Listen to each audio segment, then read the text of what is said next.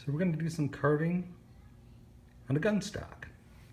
So what we got here is just getting started, just lightly taking off some wood. This has been burned in with a detail master. It's a wood burner. And I burned in these lines, which gives really good reference. And then I'm just removing with just a little $3 X-Acto blade. Now, I have other carving knives that are a lot better. I have Dremels and Fortums and everything else, but this could be done with just a X-Acto, a number 11 blade. Is just as basic as that. You don't need a whole lot of.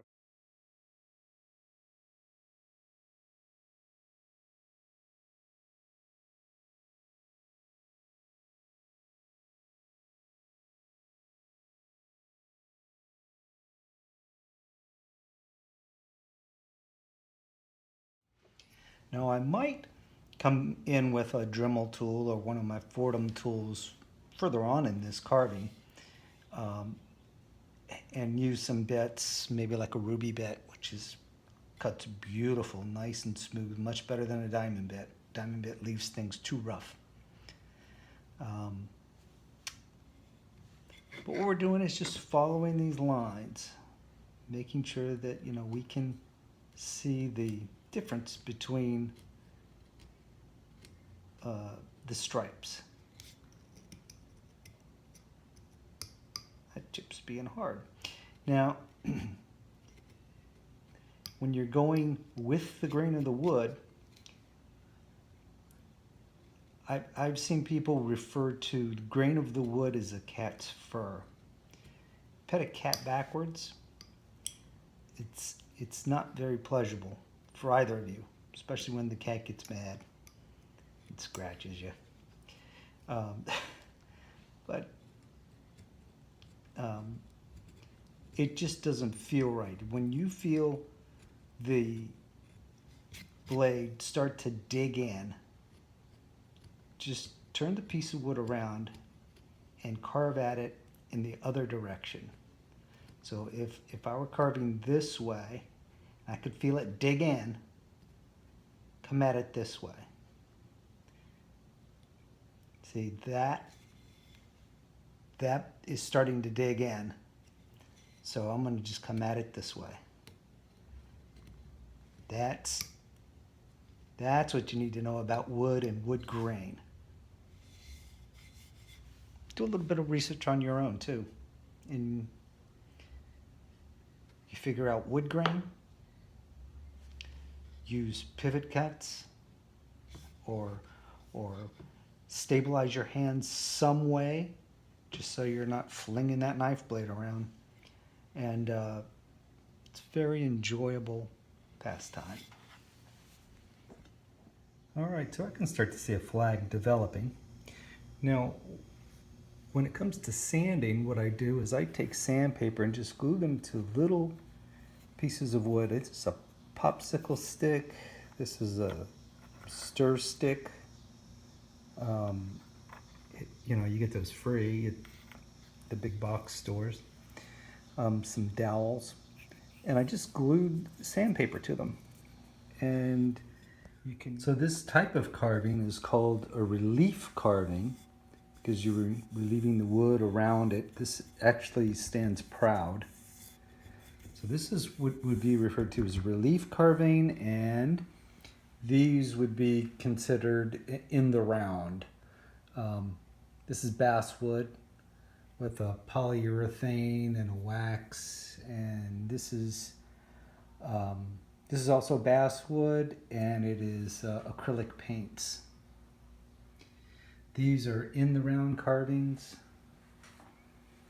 and relief. All right, so what I have here is a Dremel tool. I have a round ruby bit in here.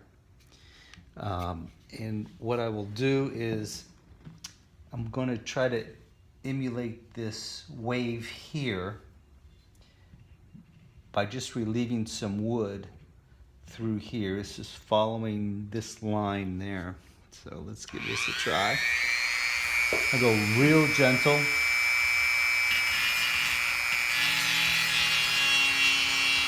No pressure. Just the weight of the tool. So now I'm going to take some sandpaper and just round the edges so it looks more like a ripple than a gouge.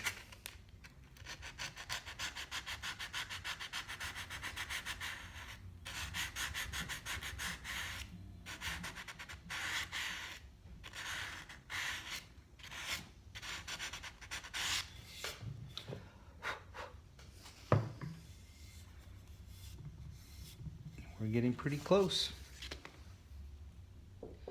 So if you're going to be doing a lot of woodworking, these little tools, I got this at a Woodcraft. These are real nice for doing sanding if you don't want to have to glue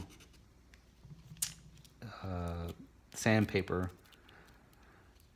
And they just, you know, when this end wears, the sandpaper wears, you just give this a little spin and you got a new surface to sand with. So, and they come in different grits. So this is a nice option if you're going to be doing a lot of woodwork, detail work. These are real nice, but you don't have to have them. You can always just glue some sandpaper to a piece of scrap wood. All right, now what I have here is just a little NAFTA. By the way, if you use NAFTA, use it in a well-ventilated area, and maybe even wear a respirator, because the stuff is strong.